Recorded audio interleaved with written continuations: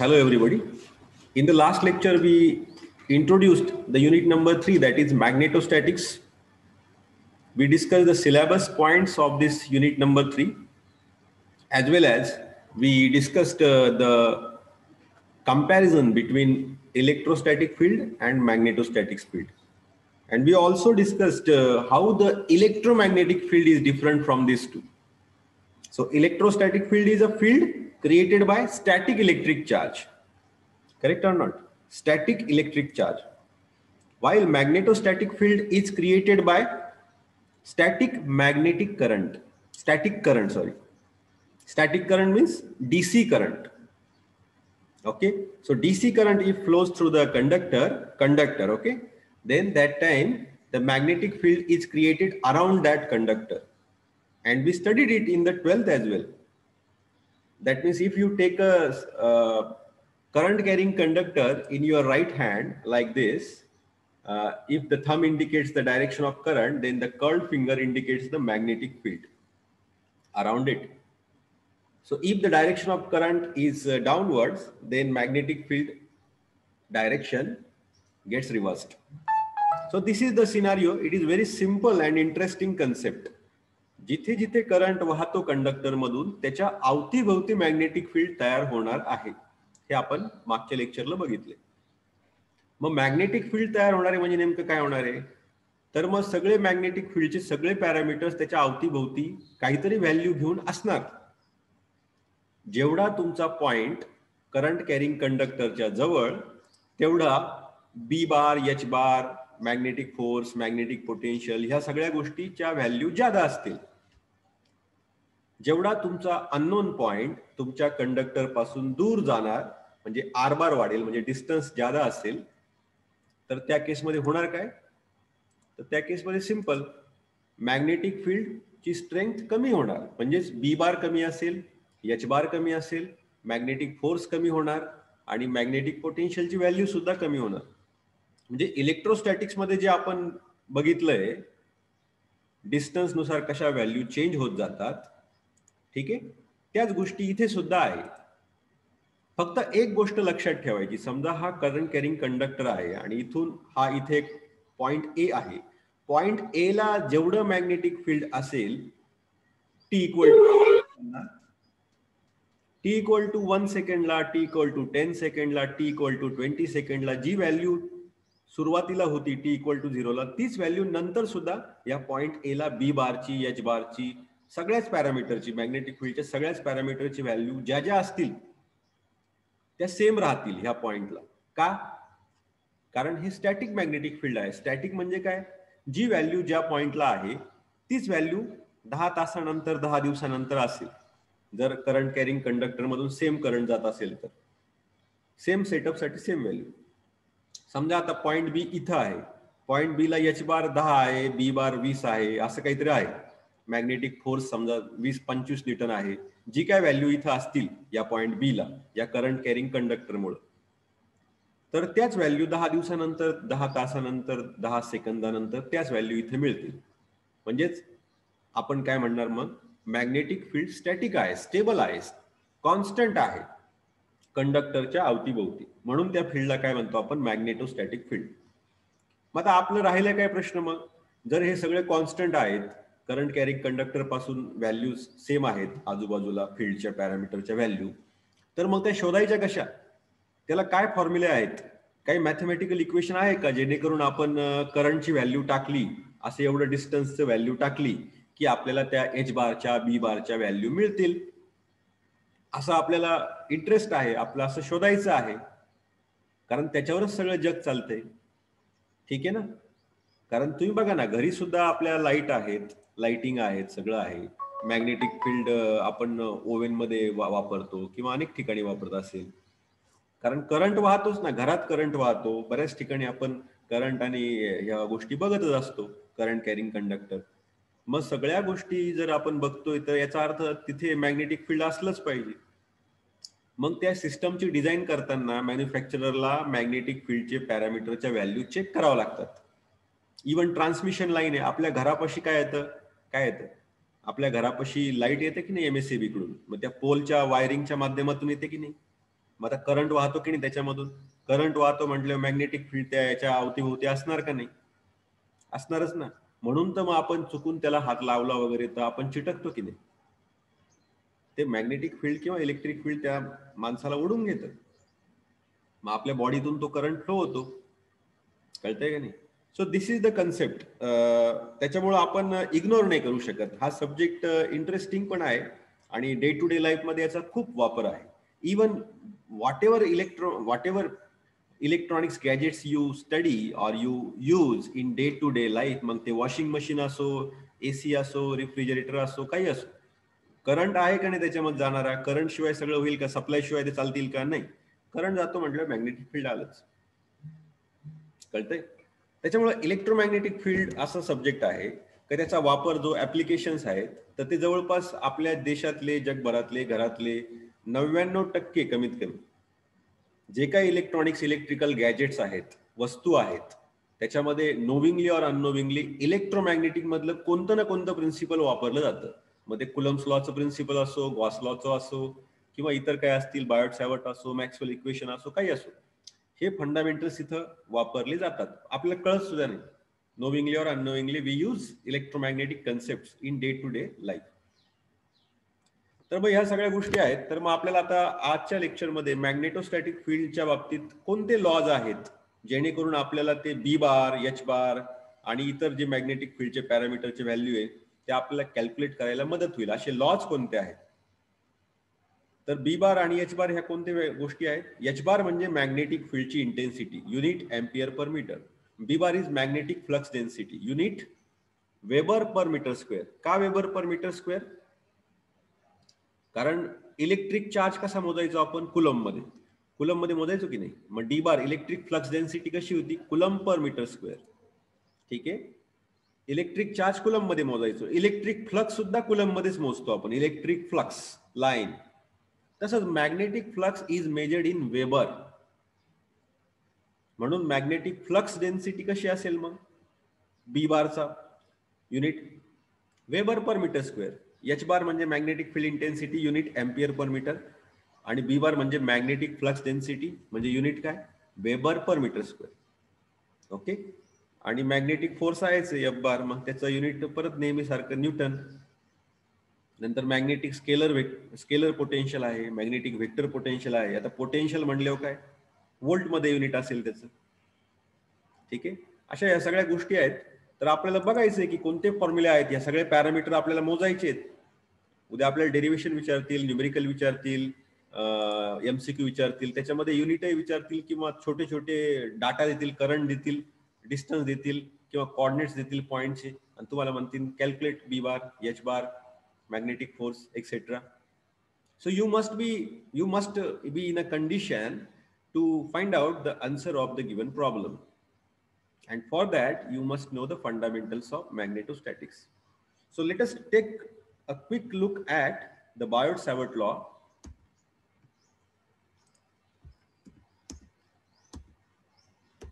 So Biot-Savart law, these were the two scientists who discovered this, how to find out H bar if the current and R is known. If the current is given, distance between the point and current carrying conductor is given, then how to find out H bar? Okay, that mathematical foundation or formula is derived and verified by these two scientists, and hence the law is called as Biot-Savart law. आता याच्या उलट exactly ampere circuital law काय सांगतोय, याने काय केलंय, if you know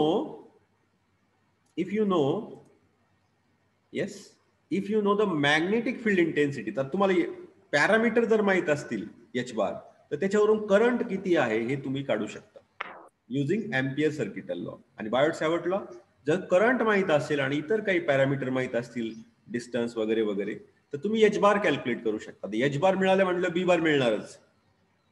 का बरं, जसं तिकडं होतं ना इलेक्ट्रोस्टॅटिक्स मध्ये, ई बार मिळालं की डी बार मिळायचं. का बरं, कारण फॉर्म्युला आहे ना रिलेशन त्यांच्या दोघांचं, काय, D bar is equal to epsilon into E bar. हो की नाही. एकदा डी बार मिळाला का ई बार मिळतो, ई बार मिळाला का डी बार मिळतो. तसंच इकडे एच बार मिळाला का बी बार मिळतो, बी बार जर मिळाला तर एच बार मिळेल. What is the relationship between them, जसं तिकडे रिलेशन काय, D bar is equal to epsilon E bar, इकडे रिलेशन आहे B bar is equal to mu H bar, mu into H bar. तर ऍप्सिलॉन म्हणजे काय? Permittivity. आणि म्यू म्हणजे काय? परमियाबिलिटी. इलेक्ट्रोस्टॅटिक जिथं जिथं असतं, इलेक्ट्रिक फील्ड जिथं जिथं असतं, तिथं कोणता पॅरामीटर, मीडियमचा कोणता पॅरामीटर महत्वाचा असतो? ऍप्सिलॉन. ओके. ऍप्सिलॉन हा तर डायलेक्ट्रिक फील्डचा पण पॅरामीटर आहे. येस. जिथे जिथे डायलेक्ट्रिक फील्ड असं मीडियम जर असेल तर इलेक्ट्रिक फील्डला जास्त स्कोप आहे तिथे मॅग्नेटिक फील्ड पेक्षा, म्हणून ऍप्सिलॉनला जादा स्कोप आहे. आणि जिथं जिथं मॅग्नेटिक फील्ड असतं तिथं म्यूला स्कोप आहे, म्यू परमियाबिलिटी. ठीक आहे. सो युअर मीडियम, मीडियम म्हणजे काय? मी तुमच्याशी बोलतोय, इथं हवा आहे, हे डायलेक्ट्रिक मीडियम आहे. असंच मग इतरही मीडियम असतात ना, सिग्नल कुठून चाललाय? ह्या मीडियम मधून चाललाय. मग ते डायलेक्ट्रिक असेल किंवा कंडक्टिंग मीडियम असेल किंवा कोणतंही मीडियम असेल. मग त्या प्रत्येक मीडियमचे पॅरामीटर्स वेगवेगळे असतात. म्हणजे प्रत्येक मीडियमला ऍप्सिलॉन असतो, म्यू असतो आणि कंडक्टिव्हिटी असते. Epsilon, mu and conductivity. जर मीडियम तुमचं मोर डायलेक्ट्रिक असेल तर ऍप्सिलॉनची व्हॅल्यू जादा असते. मग त्या केसमध्ये म्यू आणि सिग्मा नेग्लिजिबल असू शकतात, 0 असू शकतात. जर तुमचं मीडियम फ्री स्पेस असेल तर epsilon will be equal to epsilon 0, mu will be equal to mu 0. आणि जर तुमचं मीडियम कंडक्टिंग असेल तर त्या केसमध्ये ऍप्सिलॉन आणि म्यूच्या व्हॅल्यू खूप कमी असतात. मग सिग्मा म्हणजे कंडक्टिव्हिटीची व्हॅल्यू खूप जादा असते. म्हणजे प्रत्येक मीडियमला कोणते पॅरामीटर असतात? ऍप्सिलॉन असतो, म्यू असतो आणि कंडक्टिव्हिटी असते. आणि आपण कोणत्या मीडियमची गोष्ट करतोय? वायर्ड मीडियम का वायरलेस मीडियम? Wireless medium. म्हणजे दोन ट्रान्समीटर रिसिव्हर मध्ये कोणतंच कनेक्शन नाहीये, वायरलेस पद्धतीने त्यांच्या मध्ये कम्युनिकेशन चाललंय. मग जर वायरलेस मीडियम असेल तर ऍप्सिलॉन, म्यू आणि सिग्मा या व्हॅल्यू 3 महत्वाच्या आहेत. त्याच्यावरून त्या मीडियमच्या प्रॉपर्टीज ठरतात.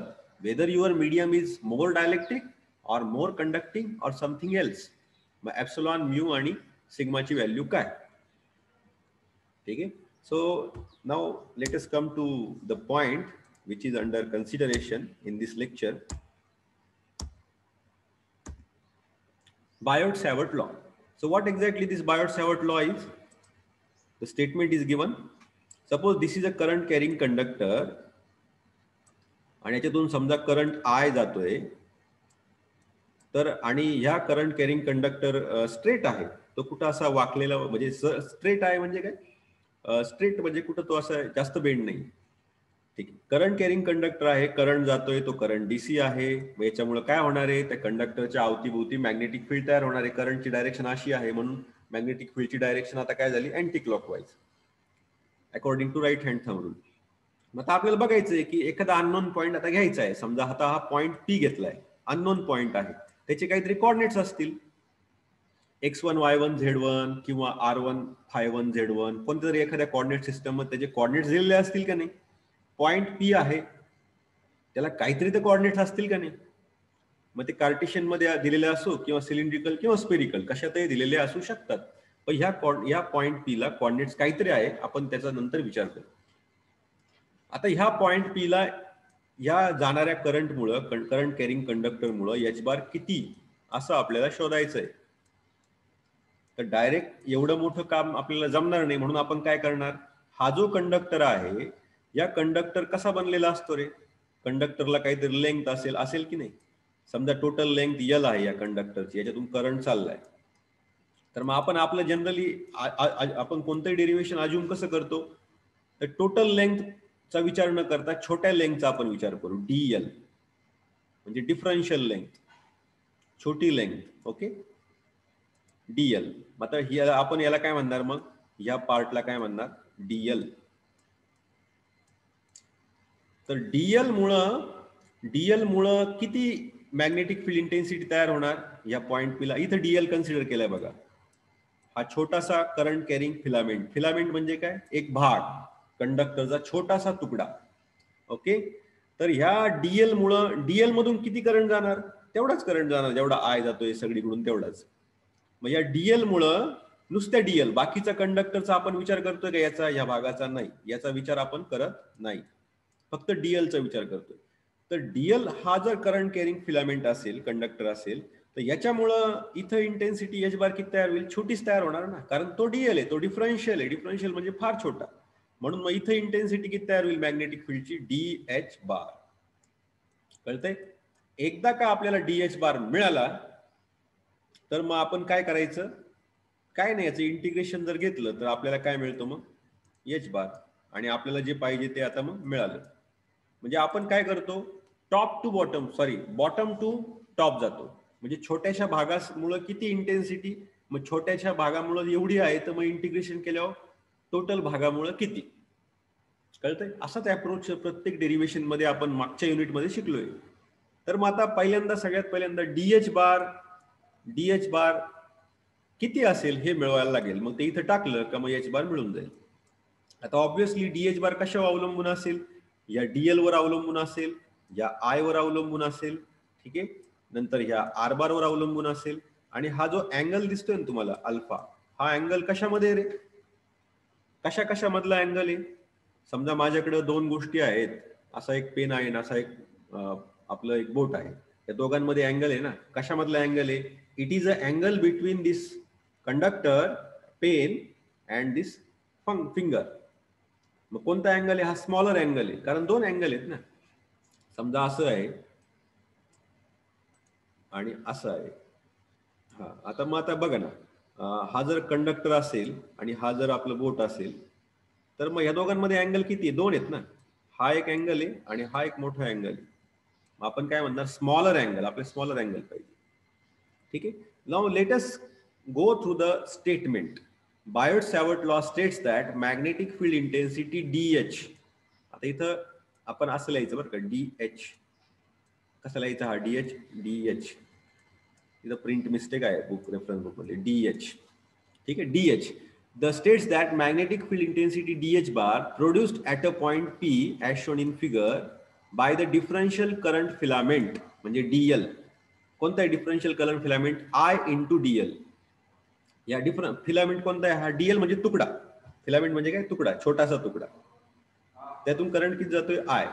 मग याला काय म्हणायचं, current filament, differential current filament. मग त्याची व्हॅल्यू किती, I into DL. Okay, is proportional to product IDL and sine of angle alpha between current filament and line joining the point P to the filament or element.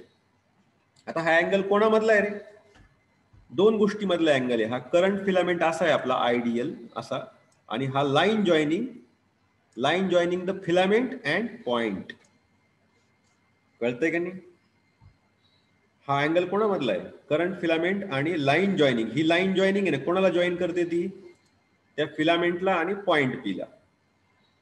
Okay, आणि पुढे काय लिहिलंय बघा, it is inversely DH bar is inversely proportional to square of the distance between point and element. Element म्हणजे filament. कळतंय का? दोन गोष्टी आहेत. Biot-Savart law states that DH bar produced at point P by differential current filament IDL is proportional to, yes, DH bar is proportional to काय, proportional to product. कोणाचं product, IDL and sine of angle alpha. IDL it is proportional to, ह्या bracket मध्ये काय येईल, IDL into sine alpha. आणि पुढे काय म्हटलंय, and इथं बघा and आहे, and is म्हणजे काय, DH bar is inversely proportional to square of the distance between P and element. Suppose the distance R असेल तर मग DH bar is inversely proportional to 1 upon R square असं होईल. आता ते मॅथमॅटिकल स्टेटमेंट बघा. मग आता बघा इथं आलंय का नाही, आपण जे डिस्कस केलं तेच आहे. DH bar is directly proportional to product of IDL and sine of angle between current filament and line joining the filament and point, and it is DH bar is inversely proportional to square of the distance between them. कळलं? आता बघा पुढे बघा, आता जे proportionality constant समजा K घेतलाय आपण, बघा हे it is not equal, it here is proportional. So K, if you put K here then you can use equal to sign here. आणि K ची व्हॅल्यू काय असते, K ची value is found to be 1/4π. म्हणजे 1/4π आपण इथे K च्या जागेवर टाकू शकतो. मग फॉर्म्युला काय होईल, DH bar is equal to I DL sin alpha 4 pi r square. आता याच्यामध्ये हा वेक्टर आहे म्हणून आपण बार दिला. याच्यापैकी राईट साइडला डीएल बार सुद्धा एक वेक्टर आहे. आर काय मॅग्निट्यूड, कोणाची? आर बारची मॅग्निट्यूड. म्हणजे आर बार आपल्याला शोधावा लागेल, बरोबर आहे ना? आर बार जनरली कोणामध्ये? R bar is in between current filament and given point P. मग करंट फिलामेंटचे कोऑर्डिनेट्स जर आपल्याला माहित असतील आणि पॉइंट पी चे कोऑर्डिनेट्स माहित असतील तर हा आर बार आपल्याला मिळून जाईल.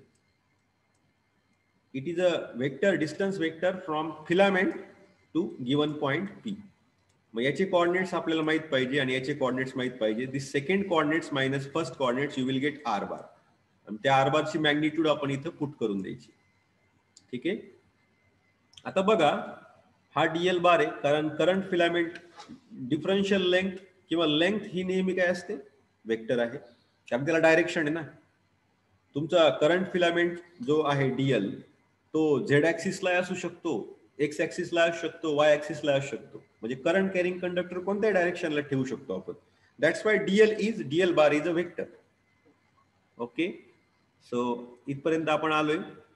आता पुढे बघा, दोन वेक्टरचं क्रॉस प्रोडक्ट कसं असतं? सपोज असं असेल ना, ए बार क्रॉस बी बार. याचा फॉर्म्युला काय आहे रे?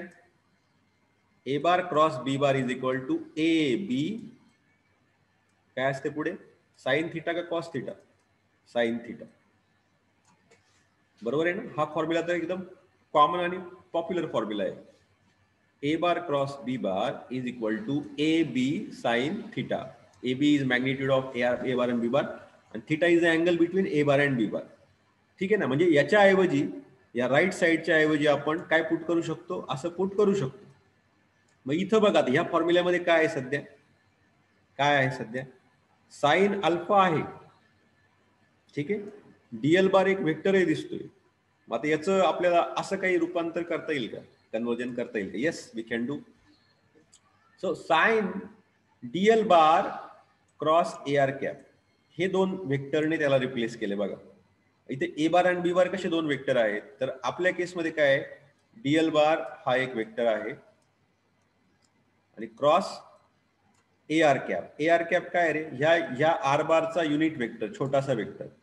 ओके, आता हे जर आपण फोडून लिहिलं, if we find out this cross product with the help of this formula, then how we can write what is the magnitude of dl bar? मग आपण सपोज dl आहे असं कन्सिडर केलं. what is the magnitude of ar cap? ar cap is a unit vector. Unit वेक्टरची magnitude किती असते? 1. मग इथं 1 लिहून टाकायची. So unit vector magnitude is 1. So I am writing here 1 into what is the sign of angle between them? Current filament आणि R bar मधला angle किती? तर तो अल्फा आहे. That's why we can write alpha here.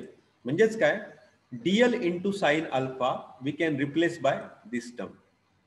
मग DL into sine अल्फाला replace केलं DL bar cross ए R कॅपने इथं रिप्लेस केले. म्हणून याच्यानंतर हा फॉर्म्युला आपला तयार होतो. कळतंय का? ठीक आहे. मग आता मला सांगा ए आर कॅप किती असतो? ए आर कॅप हा काय? Unit vector. How you can calculate unit vector? Divide the vector R bar by its magnitude. Okay, म्हणजे ए आर कॅपच्या जागेवर आपण असं पुट करू शकतो, R bar divide by R. मग ते जर आपण ए आर कॅपच्या जागेवर इथं टाकलं तर काय होईल? हा नवीन फॉर्म्युला तयार होईल. I DL bar cross R bar is equal to divide by 4 pi R cube झालं. बघा आता इथे, कारण हा आर पार्ट खाली आहे ना. A R cap is equal to what? R bar divide by its magnitude. बरोबर ना? ही मॅग्निट्यूड आर इथं मग ऍड झाली. So it will be I 4 pi R cube. म्हणजे किती फॉर्म्युले आहेत आपल्याकडे? 2-3 फॉर्म्युले आलेत. 2 तर फॉर्म्युले आलेत डीएच बार साठी. काय? DH bar is equal to I DL bar cross A R cap divide by 4 pi R square किंवा I DL bar cross R bar divide by 4 pi R cube. आता हा ए आर कॅप काय आहे? या R बारचाच unit vector, या R बारचा unit vector आहे. मग तुम्ही एकतर युनिट वेक्टरच्या फॉर्म मध्ये डीएच बार शोधा किंवा आर बारच्या फॉर्म मध्ये पण शोधू शकता. फक्त इथं काही चेंज झालाय, आर स्क्वेअर होता आणि इकडे आर क्यूब झालाय. एवढं फक्त लक्षात ठेवा. आता डीएच बार मिळाला, मग तो कशावर डिपेंड दिसतोय रे? DH bar depends on ideal current filament, distance vector आणि क्रॉस प्रोडक्ट आहे, म्हणजे त्याचा अर्थ काय, अँगल वर पण डिपेंड आहे. ओके, याचं फक्त आपण इंटिग्रेशन जर घेतलं तर आपल्याला काय मिळेल? H bar. We can get H bar. So this is very simple. कळलं? आता हे झालं एक गोष्ट. ओके, आता आपल्या जसं आपण चार्जेसचे बरेचसे प्रकार होते, काय point charge, line charge, surface charge, volume charge, वेगवेगळे टाईपचे चार्ज होते की नाही तिकडे इलेक्ट्रोस्टॅटिक्स मध्ये. In the point charge total charge is at one point. Line चार्जच्या बाबतीत सगळा चार्ज ह्या लाईनवर असतो. सरफेस चार्जच्या बाबतीत सगळा चार्ज एका सरफेसवर असतो, म्हणून सरफेस या चार्ज डिस्ट्रीब्युशनला काय म्हणतो आपण? Surface charge distribution. तसंच व्हॉल्यूम चार्ज डिस्ट्रीब्युशन. मग त्याच्यामध्ये आपण बघितलं होतं, पॉइंट चार्ज जर असेल तर आपण कशाने दाखवतो? क्यूने. लाईन चार्ज असेल आपल्याकडे तर तो कशाने दाखवतो? रोयलने, coulomb per metre. Surface charge जर असेल तर रोएसने, surface charge density, rho S, coulomb per metre square. आणि व्हॉल्यूम चार्जच्या बाबतीत रोव्ही वापरायचो आपण, coulomb per metre cube. Similarly here also करंटचं डिस्ट्रीब्युशन सुद्धा वेगवेगळ्या पद्धतीने आहे. समजा करंट आहे तुमचा, करंट एका कंडक्टर मधून, लाईन मधून चाललाय का एखाद्या सरफेस मधून चाललाय पॅरलली असा, ठीक आहे, त्यानुसार करंटचे वेगवेगळे प्रकार होतील, त्यानुसार करंटच्या डेन्सिटीज होतील. बघा आता इथे दिसते स्क्रीनवर तुम्हाला, this is a line current. Figure number A is a line current. याला लाईन करंट म्हणायचं. मग ते कशाने दाखवायचं? आय ने. दुसरा प्रकार काय? Surface current. सरफेस करंट म्हणजे एका सरफेस वरून पॅरलली करंट चाललाय, त्या केसमध्ये आय ची व्हॅल्यू उपयोगाची नाही, तर व्हॅल्यू कशाची उपयोगाची? के ची. के म्हणजे काय? K is a vector, surface current density. It is nothing but I divide by, yes, I divide by DS. याचं युनिट काय झालं रे मग? Current, ampere per metre square. Okay, so what is K? Is K bar is a surface current density. जसं तिकडे rho S होतं ना आपलं, surface charge density, coulomb per metre square, तसं इकडे काय आता? Surface current density. युनिट काय? Ampere per metre square. एका मीटर स्क्वेअर मधून किती करंट जातो? टोटल सरफेस मधून जर 100 एम्पियर चालला तर एका मीटर स्क्वेअर मधून किती जातो? ठीक आहे. आणि थर्ड प्रकारचा करंट डिस्ट्रीब्युशन आहे व्हॉल्यूम करंट. मग या कंडक्टरच्या आतून चाललाय बघा करंट, या व्हॉल्यूम मधून, एखाद्या व्हॉल्यूम मधून, पोकळी मधून चाललाय.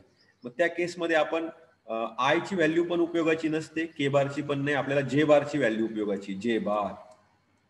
दिस is called as volume current density. Volume current density. So it is measured in I divided by current divided by volume. So unit might be ampere per meter cube. ठीक आहे, या गोष्टी लक्षात ठेवा, या गोष्टी लक्षात ठेवा. तर मग त्यानुसार आता काय नाही, आता आपल्याला फक्त करायचं काय की मागचा जो फॉर्म्युला मिळालाय आपल्याला, हा फॉर्म्युला स्क्रीनवर बघा, हा फॉर्म्युला मिळालाय की नाही तुम्हाला?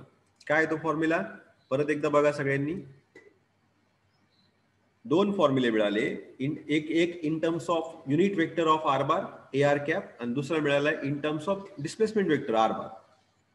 फक्त आर स्क्वेअर आहे खाली, इकडे आर क्यूब आहे. ठीक आहे. मग आता आपण करायचं काय? जर लाईन करंट असेल तर हा फॉर्म्युला ओके.